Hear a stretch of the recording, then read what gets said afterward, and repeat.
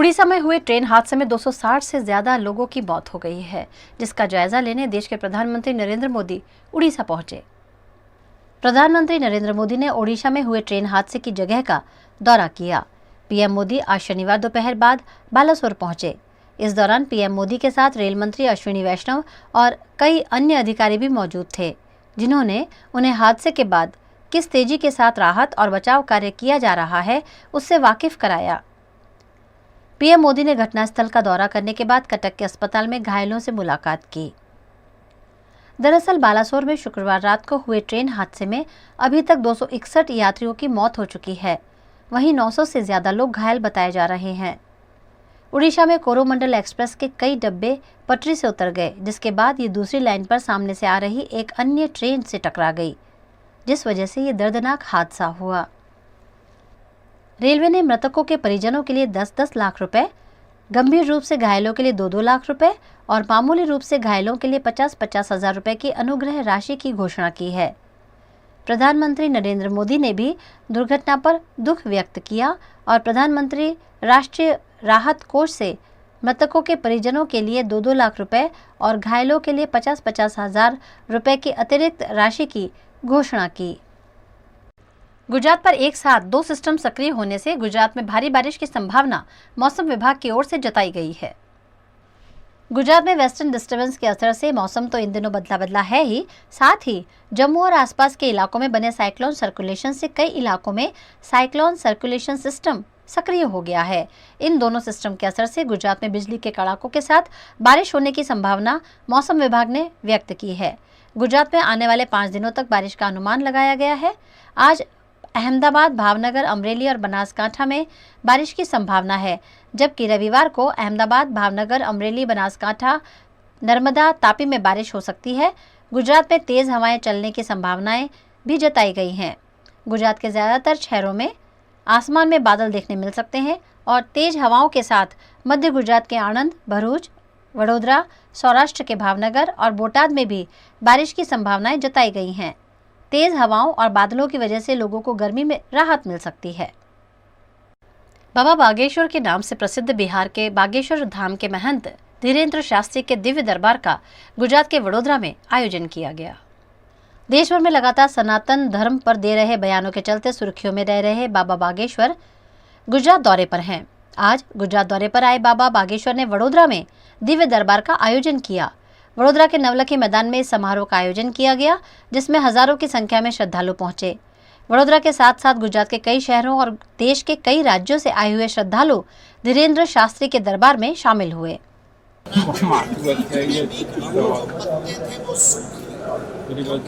बीच में जो वृक्ष अगर पानी ना दे, जिस प्रकार वृक्ष के पत्ते सूख जाते हैं, वैसे सनातन धर्म में जो पत्ते थे वो सूख रहे थे, सूखे नहीं है, लेकिन अब फिर हरे भरे होंगे, क्योंकि हर हिंदू अपने हृदय के भाव का जल इसमें सींचेगा, हमारा सनातन धर्म पुनः व्यापक होगा, भारत अखंड। सुनिए, हिंदू राष्ट्र का मतलब सामाजिक समरसता, हिंदू राष्ट्र का मतलब वैचारिक मतभेद होकर के सभी पंथ एक साथ राष्ट्र के उत्थान के लिए एकत्रित संकल्प है। हिंदू राष्ट्र का मतलब ये जो जातिवाद की नीतियां हैं, इस पर बार बार राजनीतिक रोटियां सेकी जाती, ये शून्य हो जाती। हिंदू राष्ट्र का मतलब भारत के मंदिरों का धन सनातन के प्रचार के लिए खर्च किया जाए। हिंदू राष्ट्र का मतलब राम की यात्रा पर पत्थर फेंकने वालों को भारत में न रहने का अधिकार दिया जाए, उन्हें भारत में नहीं रहना चाहिए। हिंदू राष्ट्र का मतलब रामचरितमानस को जलाने वालों को या ऐसा सोचने वालों को भारत में रहने का अधिकार नहीं है। हिंदू राष्ट्र का मतलब संत सनातन की सुरक्षा का बीड़ा। हिंदू राष्ट्र का मतलब प्रत्येक व्यक्ति को रहने का परम स्वतंत्र अधिकार। हिंदू राष्ट्र का मतलब अपने आराध्य इस देश के इष्ट भगवान श्री राम के प्रचार में, उनके कार्य में किंचित मात्र भी बाधा ना पड़े और राष्ट्र उत्थान करे, ये हिंदू राष्ट्र। ने आरोप लगाया है कि हिप्नोटाइज करके 13,000 बाबा जी ने ये सस्ती लोकप्रियता पाने के उपाय होते हैं ताकि आप लोगों तक उनके नाम पहुंच जाए। ऐसा कुछ होता तो हम अभी तक करोड़ों अरबों ना ले लेते, तुम हो गए हिप्नोटाइज। भारत हिंदू राष्ट्र कैसे हो, इसके लिए प्रत्येक हिंदू जागेगा, इसके लिए 2 से 3 तिहाई मत आवाज उठाएंगे। जिस प्रकार हमारी प्रधानमंत्री मांग थी, जिस प्रकार इसके पहले आजादी के तुरंत बाद रोटी कपड़ा और मकान मांग रहा है हिंदुस्तान, उसी प्रकार भारत में कुछ दिनों के अंदर प्रत्येक हिंदू अपनी संस्कृति, अपनी बहन बेटियों को लौ जिहाद से बचाने के लिए हिंदू राष्ट्र की मांग अवश्य उठाएगा। नहीं उठाएगा जो हार साक्षी का हुआ तो हमारी अच्छा, हिंदू राष्ट्र की डिमांड आप कर रहे हो जनता के बीच में दरबार लगाकर। गलत है क्या? प्रधानमंत्री जी से गलत कब? है क्या? नहीं, अच्छी बात है, लेकिन प्रधानमंत्री जी से आप कब मुलाकात करोगे, कब उनसे डिमांड करोगे? ये बहुत ही उल्टे आदमी हैं, हम इन सब से बहुत दूर हैं। हम राजनेताओं से मांग के लिए ये आवाज नहीं उठा रहे, हम हिंदुओं की हृदय की मांग के लिए ये आवाज। प्रधानमंत्री पीठ के प्रति हमारी सद्भावना है और हमारा मिलने के प्रति बहुत ज्यादा, किसी के भी मिलने के प्रति हमारे मन में बहुत ज्यादा भाव प्रकट नहीं है। अगर सहजवश मिल जाए तो प्रधानमंत्री हमारे देश का राजा है और उनके लिए हमारा साधुवाद और आशीर्वाद और मंगल कामना। पॉलिटिक्स में आने का कोई आप भी बड़े विचित्र लोग, करोड़ों का अध्यात्म छोड़कर 10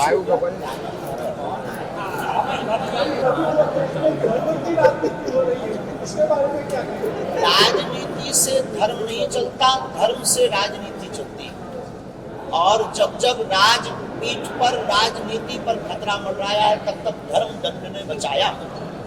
वर्तमान में पहले के जमाने में व्यक्ति माध्यम होता था, भगवान का प्रचार होता था।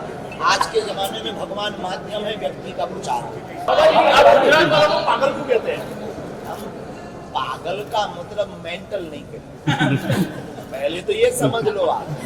पागल का मतलब है जो अपनी लगन में लग गया, परमात्मा को पा करके उनमें लग गया, वो पागल है। हमें गुजरात के लोग भक्त दिखाई पड़ते हैं तो हम पागल कहते हैं, और किसी को दिक्कत है वो मेंटल कह सकता है।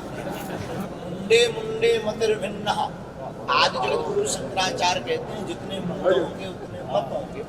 सनातन का मतलब है प्राचीन, सनातन का मतलब है पुरातन, सनातन का मतलब है जिसका न आदि न अंत, सनातन का मतलब एक धारणा, सनातन का मतलब मानवता।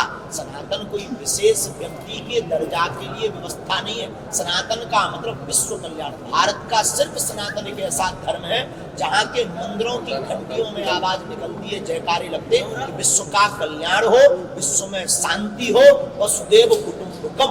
ये सिर्फ सनातन। लॉलीपॉप दिखाकर भोले भाले हमारे सनातनीय हिंदुओं को बहकाया जा रहा, अब ऐसा होने नहीं देंगे। आप लोग भी सपोर्ट कीजिए अगर सनातनी। हमें लगता है तुम लोग मानोगे ही नहीं, हमको घोड़ी पे चढ़ाए। बहुत जल्दी होगी, आप अपना सूट तैयार रखिए। संविधान में 125 बार से ज्यादा संशोधन हुआ है, एक बार हिंदू राष्ट्र के लिए हो। तब वो धमकी मिली थी, तो ऐसी धमकियों से क्या? गीदड़ों की भपकियों से सिर डरा नहीं करता। लव जिहाद के बारे में क्या कहेंगे? लव जिहाद एक सोची समझी विदेशी साजिश है, जिसमें फंड देकर के हमारी बहनों को प्रायोजित ढंग से शिकार बनाया जाता है। अब हमारी बहन बेटियों को स्वतः ही समझना पड़ेगा, उन्हें महारानी लक्ष्मीबाई बनना पड़ेगा। हम जातिवाद मिटाने के लिए किसी के भी घर पर भोजन करेंगे, हम जातिवाद को दूर करने के लिए मंदिरों में सबको स्थान दिलवाएंगे, हम मंदिरों के धन को सनातन और हिंदुत्व में खर्च करवाएंगे, भारत सरकार से ये प्रार्थना करेंगे। हम भारत में सब संतों को एक मंच पर लाएंगे, बहुत से विकल्पों पत्रकारों को भी समझने के लिए यज्ञ करेंगे। ओडिशा में 3 ट्रेनों के आपस में टकराने से सैकड़ों लोगों की मौत हो गई है, जबकि 900 से ज्यादा लोग घायल हैं। ओडिशा के बालासोर में शुक्रवार शाम हुए ट्रेन हादसे में 238 लोगों की मौत हो गई है। एक्सीडेंट में 900 से ज्यादा यात्री घायल हुए हैं। ऐसे में ये मौत का आंकड़ा लगातार बढ़ रहा है। हादसा बालासोर के बहानगा बाजार स्टेशन के पास शाम करीब 7 बजे हुआ। रेलवे के मुताबिक 650 लोगों को अस्पताल में एडमिट किया गया है। हादसे के बाद रेल मंत्री अश्विनी वैष्णव घटनास्थल पहुंचे। वहीं पीएम मोदी ने भी हालात की समीक्षा के लिए बैठक बुलाई है। रेलवे अधिकारियों ने इस पर बताया कि पहले शालीमार चेन्नई कोरोमंडल एक्सप्रेस डीरेल हुई थी। इसके कुछ डिब्बे दूसरी पटरी पर पलट गए। दूसरी तरफ से आ रही यशवंतपुर हावड़ा एक्सप्रेस इनसे टकरा गई। इसके बाद दोनों ट्रेन की कुछ बोगियां पटरी से उतर गई। ये बोगियां दूसरे ट्रैक पर खड़ी मालगाड़ी से जा भिड़ी। कोरोमंडल एक्सप्रेस का इंजन और कुछ बोगियां मालगाड़ी के ऊपर चढ़ गई है। पश्चिम बंगाल की सीएम ममता बनर्जी स्थिति का जायजा लेने और घायलों से मिलने के लिए आज उड़ीसा के बालासोर का दौरा कर रही है। अब तक हादसे के चलते 48 ट्रेनों को रद्द कर दिया गया है, 39 को डाइवर्ट किया गया है और 10 ट्रेनों को शॉर्ट टर्मिनेट किया गया है। सूचना प्रकाशन रेलवे बोर्ड के कार्यकारी निदेशक अमिताभ शर्मा ने ये जानकारी दी। शनिवार सुबह केंद्रीय रेल मंत्री अश्विनी वैष्णव घटनास्थल पहुंचे और रेल मंत्रालय ने घटना की जांच के आदेश दिए हैं। उड़ीसा के मुख्यमंत्री नवीन पटनायक ने हादसे पर दुख जताया। आज सुबह वो भी घटनास्थल पहुंचे। राज्य सरकार ने एक दिन का राजकीय शोक उड़ीसा में घोषित कर दिया है। तमिलनाडु सरकार के मंत्री उदयनिधि स्टालिन, शिवशंकर और ए महेश भी उड़ीसा पहुंचे हैं। स्टालिन ने कहा कि हम मौजूदा स्थिति की जानकारी लेने वहां जा रहे हैं। रेस्क्यू ऑपरेशन के लिए भारतीय सेना को भी मौके पर लगाया गया। एम्बुलेंस और सहायता सेवाओं के साथ सेना की चिकित्सा और इंजीनियरिंग टीमों को पूर्वी कमान से तैनात किया गया। एनडीआरएफ की 3 टीमें और 20 से ज्यादा फायर सर्विस एंड रेस्क्यू टीमों को राहत और बचाव कार्य में लगाया गया। वहीं 2000 से ज्यादा लोग रात भर से बालासोर मेडिकल कॉलेज और अस्पताल के बाहर खड़े रहे ताकि घायलों को मदद पहुंचाई जा सके। कई लोगों ने खून डोनेट करने के लिए भी कतार लगाई। केंद्रीय स्वास्थ्य मंत्री मनसुख मांडविया ने भुवनेश्वर एम्स में घायलों के लिए पर्याप्त बिस्तर और आईसीयू समेत के जरूरी इंतजाम करने के निर्देश दिए हैं। हादसे वाले रूट की 6 ट्रेनों को रद्द किया गया है।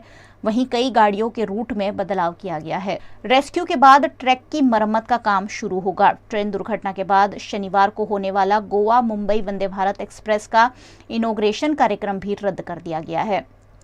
पीएम मोदी ने भी हादसे को लेकर दुख जताया है। उन्होंने केंद्रीय रेल मंत्री अश्विनी वैष्णव से भी बात की।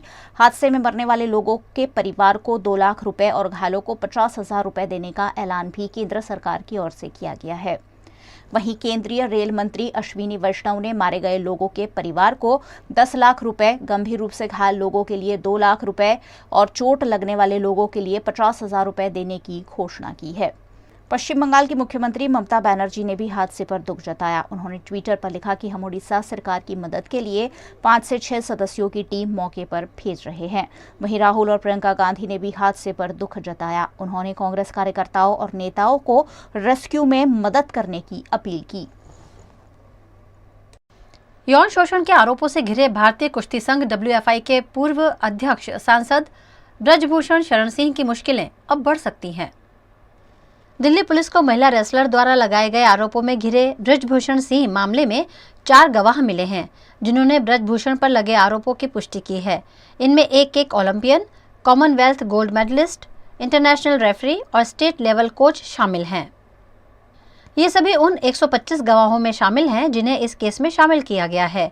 दिल्ली पुलिस आरोपों वाली जगह यानी 4 राज्यों हरियाणा, उत्तर प्रदेश, झारखंड और कर्नाटक में इसकी जांच कर रही है। सूत्रों के मुताबिक आरोपों की पुष्टि करने वाले गवाह ओलंपियन और कॉमनवेल्थ गोल्ड मेडलिस्ट दोनों महिला रेसलर हैं।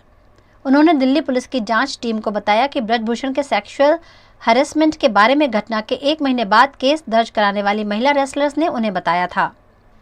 शिकायत करने वालों में शामिल एक महिला पहलवान के कोच ने दिल्ली पुलिस की SIT को बताया कि ब्रजभूषण के सेक्सुअल फेवर मांगने के बारे में घटना के 6 घंटे बाद उन्हें फोन पर बताया गया था।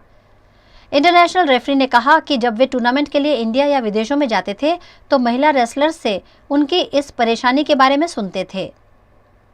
सूत्रों के मुताबिक केंद्र पहलवानों की 5 मांगों को मानने के तैयार है। इनमें महिला कुश्ती कैंप लखनऊ से पटियाला, आरोपी कोच को हटाने, WFI को सस्पेंड करने, पहलवानों पर दर्ज दंगे के केस वापस लेने और महिला कुश्ती की कमान किसी महिला को सौंपना शामिल है।